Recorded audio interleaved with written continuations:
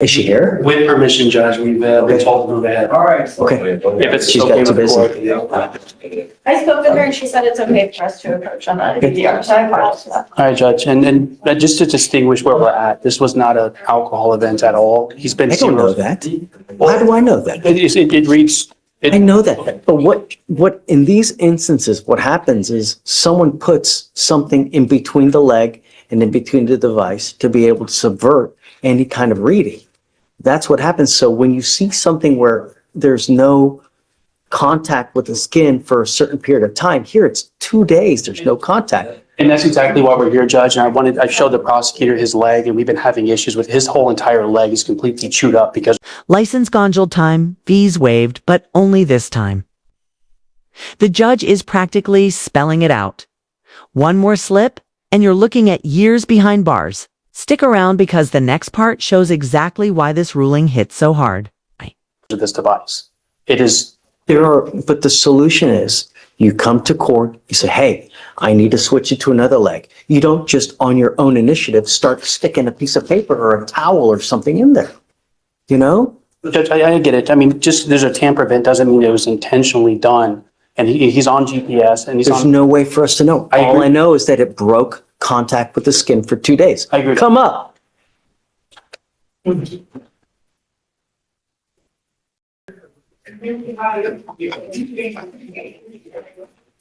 I appreciate your tenacity, Mr. Leeper, but he has a DWI. He's got an FSRA where we have a dead body.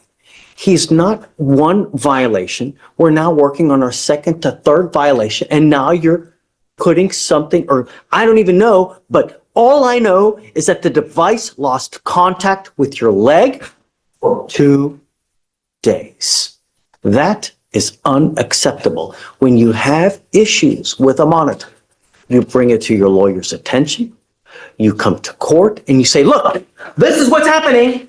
You don't put something in there in hopes that we're not going to notice. And now you tell your lawyer after the fact. I'm sorry, Mr. Lee, but what choice do I have but to revoke his bond again? You know, I know that it's upsetting, but no.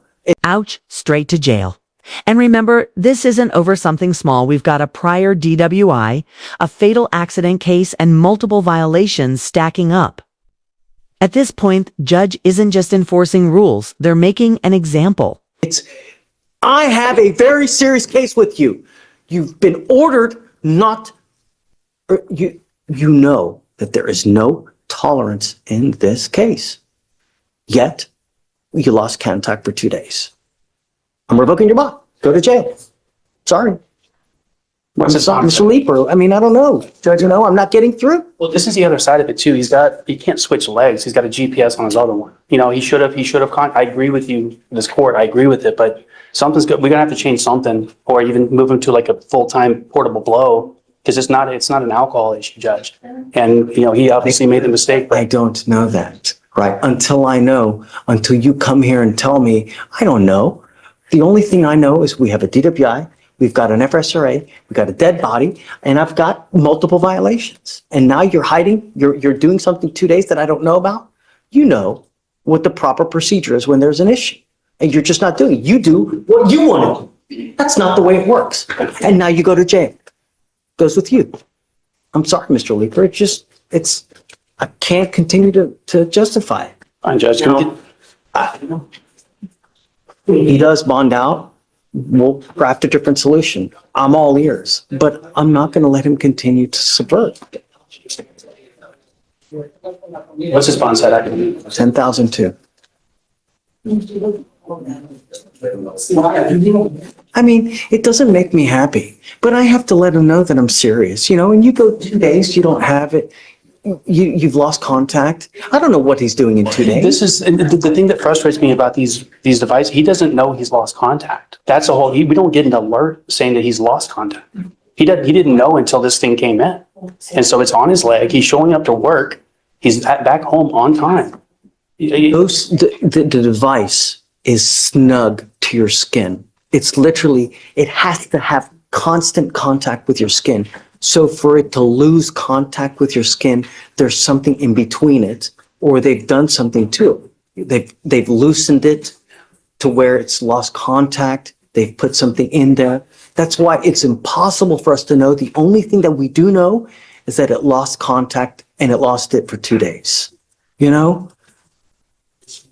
Yeah, if it was our first rodeo, if it was our first, you know, I always give someone the benefit of the doubt. But here we are over and over and over. And I've admonished him the last time, if you ever have any problems, you come to us. You don't do things on your own. Thank you, Jeff. I agree, Steve. I'm sorry, Mr. Lippert. So, well, look, he'll end up bonding out. When he does, come back and we'll talk about it. And we'll figure some solution out. My only issue is that if I give him a portable device, is he's going to start skipping blows. That's why we have this grant. But I'm willing to give him an opportunity to let the leg heal, give him a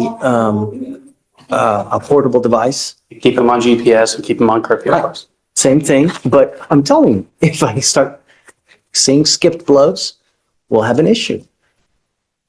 You know? Do me a favor. On Mr. Rivera, you take Lock Brooks off, please. Yes. Yeah, right now, please.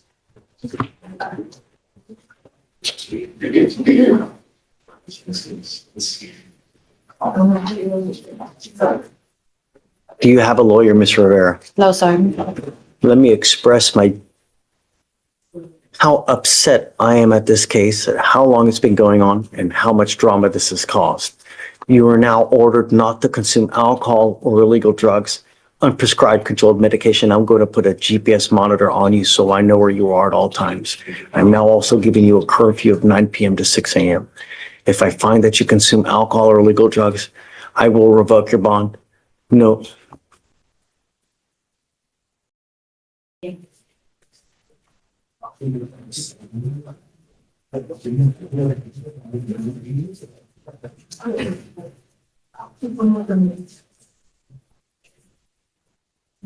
Let's do this. Do you mind appointing her a lawyer now, please, so we can once and all, just take a seat for me in the jury box, man. You're not allowed to leave. You know, it may not be today. It may not be tomorrow. It may not be next year. But one day you're going to look at this day and you're going to go, why did I not make it work? You're in the PTI program. You've now been removed because of all these issues that we've had. You've now worked out an agreement. And what you need to understand that this DWI is going to go on your record. It will be there for the rest of your life. It's even there after you die. This is extremely important because if you're ever in a car and you get pulled over and you have the smell of alcohol, you have the smell of marijuana, anything funky, an officer, the first thing they do is they're going to look at your record. If they come up to your car and they smell funky, it's probably not going to go well. You need to understand that from now on, you will be facing a minimum of 30 days in jail. Any new cases that you pick up. Do you understand? Yes, sir. You give up a lot of rights by entering this agreement, Ms. Rivera. You give up the right to a trial, right to compel witnesses to testify on your behalf, confront and cross-examine your accusers, the right to be arraigned, charged read to open court. If you are not a citizen, there are possible immigration consequences. You can be deported, excluded from the country, denied naturalization. You give up the right to appeal. Once you accept this agreement, this isn't like Target, you can return it. It will go on your record. It will be there forever. Do you understand? Yes, sir. You need to understand one more thing, that you're allowed to make mistakes. But when you endanger other people's lives repeatedly, there are extremely serious consequences. When you pick up a second DWI, what your lawyer asked me to do, he asked me to do two things. The first thing he asked me to do was to roll your court costs and to take off the DPS supervisory fee. The DPS supervisory fee in and of itself is $3,000, not to mention the court costs, which are another $400 to $500 on a first. You pick up a DWI second, you're looking at a minimum of around $6,000 in fines and fees. Do you understand? I'm going to waive your fines and fees today. But if you pick up another one, get ready. Do you understand? Quick legal tip when it comes to ankle monitors. DIY fixes are a big no-no. Even if it's innocent, it can still look like tampering, and judges treat that like you just tried to Houdini your way out. What would you do if this device was chewing up your leg? Let me know in the comments. For $50, $40, one button can get you a car to take you wherever you want to go in the city. It's a geographical oddity where it's $40 wherever you want to go. Don't matter. Use Uber. Do you understand? Me, I'm now going to suspend your license for a year. Do not drive at all. The other thing he asked me to do was to waive this so that you have no license suspension. With all the issues and the fact of this now, no. I am suspending your license for a year. Do not get into a car. Do you understand? Yes, sir.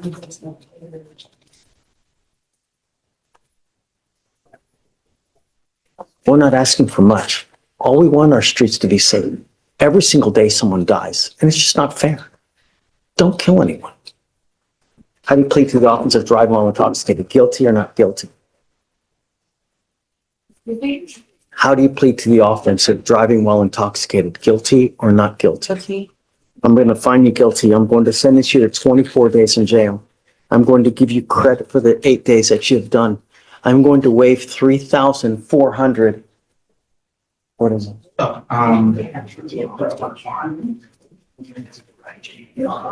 Sorry. That's okay. Yeah, absolutely.